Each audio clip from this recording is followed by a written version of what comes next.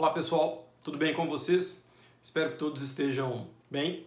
Aqui quem fala mais uma vez é Fernando Tolentino, para que a gente possa conversar um pouco a respeito do direito processual civil, tendo aí o nosso enfoque em matérias que são relevantes, que são importantes para a primeira etapa do exame de ordem. Hoje eu queria falar um pouco com vocês a respeito do sistema de processamento de recurso especial e de recurso extraordinário, que se encontra regulado ali no artigo 1030 do Código de Processo Civil. Esse é um dispositivo que sempre traz algumas dúvidas, um dispositivo com uma série de pequenos detalhes que precisam ser aí muito bem entendidos para que a gente não tenha nenhum tipo de questionamento, nenhum tipo de problema no seu enfrentamento. E é claro, tema que já foi objeto de cobrança, que já foi objeto de questionamento mais de uma vez em exames anteriores. Uma primeira coisa que é importante, até para que a gente possa trabalhar bem com esse dispositivo, é entender o seu objetivo. O artigo 1030 tem a sua redação pela Lei 13.256, que é de fevereiro de 2016. Ele não tem a redação originária do texto do Código, ele foi modificado, ele foi alterado ali em fevereiro de 2016, e o objetivo do legislador, claramente, é o de criar, digamos assim, um filtro, é o de criar um sistema de triagem dos nossos recursos especiais extraordinários, fazendo com que boa parte deles não sejam aí encaminhados para Brasília. O objetivo, então, claramente é o de diminuir o volume de especiais extraordinários que serão encaminhados para STJ e STF.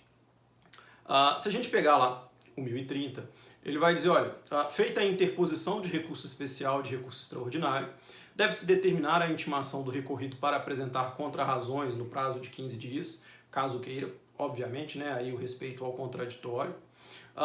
Com ou sem a apresentação dessas contrarrazões, os autos devem ser conclusos a presidente ou vice-presidente do tribunal de origem, que vai aí seguir um dos 5 caminhos previstos dentro desse artigo 1030. A primeira possibilidade, o inciso 1º do artigo 1030, traz a ideia de se negar seguimento a recurso especial ou recurso extraordinário. Qual que é a ideia, gente? STF e STJ já fixaram seus entendimentos, seja no sistema da repercussão geral, seja no sistema dos recursos repetitivos, já definiram seus entendimentos a respeito daquela determinada matéria. Uma tese já foi, então, aí claramente apresentada por STF e STJ. Se a gente pegar o texto do Código, ele fala, olha, deve-se negar seguimento a recurso extraordinário, cuja matéria não tenha repercussão geral, ou, ainda que foi definido que há repercussão geral no caso, a tese por parte do STF foi contrária ao objetivo do recorrente. Assim como também devemos negar seguimento a recurso extraordinário e especial, quando já houve aí a fixação de entendimento no sistema dos recursos repetitivos.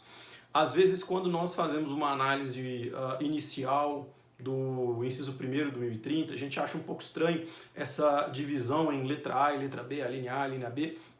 O motivo é muito simples, gente. A letra A trabalha com a repercussão geral, que é um requisito específico do recurso extraordinário, por isso tem que ser trabalhado de forma separada. Já a letra B trabalha com a questão dos recursos repetitivos, e aí sim aplicável tanto a extraordinário quanto a especial. O que importa é, já há definição de tese por parte de STF e STJ em sentido contrário àquilo que busca o nosso recorrente.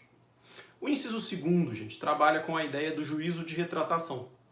Aqui nós também temos a definição da tese por STF e STJ, seja na repercussão geral, seja nos recursos repetitivos. Só que agora o entendimento, a fixação da tese se deu de forma favorável ao recorrente. Presidente ou vice-presidente do tribunal de origem deve então devolver o caso à Câmara ou turma que proferiu o acórdão impugnado com um questionamento. Olha, verifico aqui que a fixação da tese por STF e STJ é contrária àquilo que vocês decidiram. Está em sentido contrário àquilo que vocês decidiram. Vocês querem se retratar? É óbvio que se ocorrer aí a retratação, se Câmara ou turma modificarem a decisão e tiverem aí a ideia de uma nova decisão adequada ao entendimento de STF e STJ, maravilha, inclusive o recurso vai perder o seu objeto. Caso isso não ocorra, a gente vai ver daqui a pouco que deve-se fazer juízo de admissibilidade e enviar os autos para STF e STJ. Inciso 1º e inciso 2º tem um ponto comum. Tese já fixada por STF e STJ. Já há entendimento, seja na repercussão geral ou no sistema do recurso repetitivo, de maneira consolidada por esses dois tribunais. E esse é um ponto fundamental para entender a diferença para o inciso 3º. O inciso 3º fala que presidente ou vice-presidente do tribunal de origem vai encaminhar recurso especial ou recurso extraordinário para o sobrestamento, o que significa dizer que os nossos recursos vão ficar literalmente parados, tendo aí, né, a suspensão do trâmite daquele determinado recurso, aguardando a definição da tese por STF e STJ. Ou seja, enquanto no inciso 1º e no inciso 2º a tese já foi fixada, no inciso 3º a tese está em análise. Então o nosso recurso especial e o nosso recurso extraordinário vão ficar literalmente ali presos, retidos no tribunal de origem, aguardando essa fixação da tese. Se a gente parar para pensar, inciso 1º, 2º e 3º trabalha com uma situação onde os nossos recursos não irão, em princípio, subir para Brasília. Agora, nos incisos 4 e 5, esse envio ele é possível. No inciso 4, a gente tem a possibilidade dos nossos recursos especiais ou extraordinários serem escolhidos como recursos representativos da controvérsia, como recursos paradigma. O que isso significa?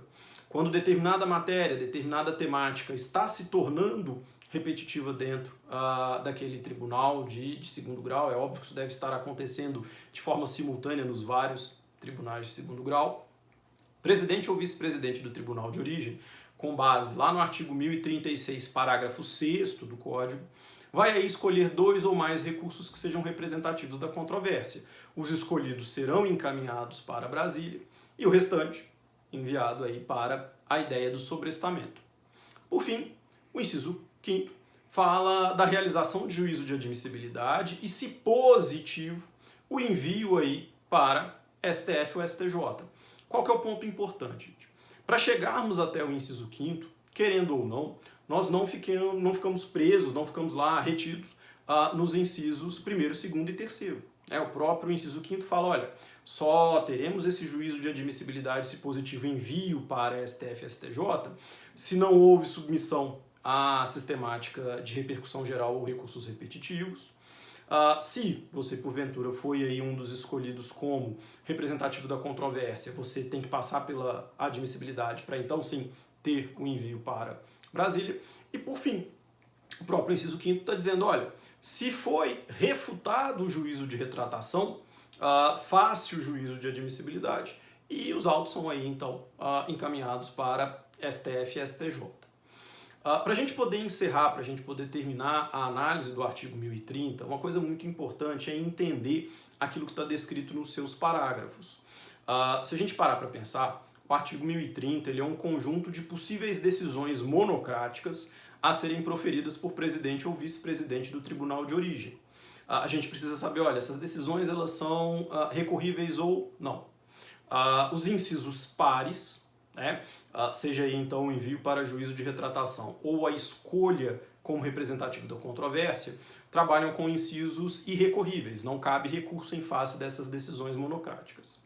Agora, os incisos ímpares, esses sim são passíveis de impugnação. O grande cuidado é entender que depende do inciso o tipo do recurso a ser utilizado. Inciso 1º, negar seguimento. Inciso 3º, sobrestamento, desafiam o uso do agravo interno, agravo regulado no artigo 1021 do Código de Processo Civil, agravo esse que será processado e julgado pelo próprio tribunal de origem.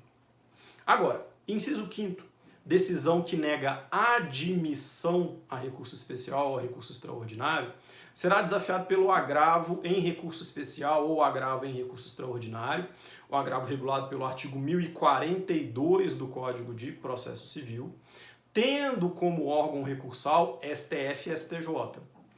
Muito cuidado, gente. Principalmente, não confundir negar seguimento com negar admissão. Negar seguimento, nós temos aí já então a fixação de teses, seja na repercussão geral ou no recurso repetitivo, de forma desfavorável ao recorrente. Agora, negar admissão trabalha com algum problema mais de ordem formal, como intempestividade, deserção e por aí vai.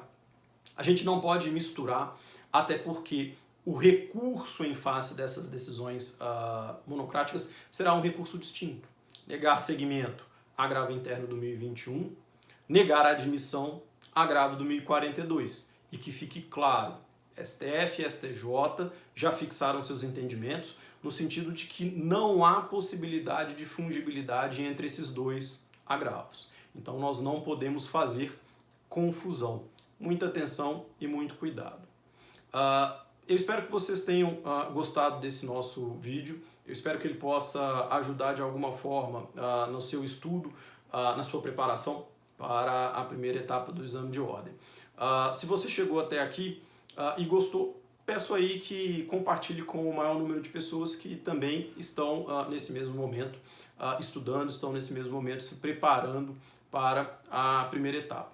Um grande abraço a vocês e até o próximo vídeo.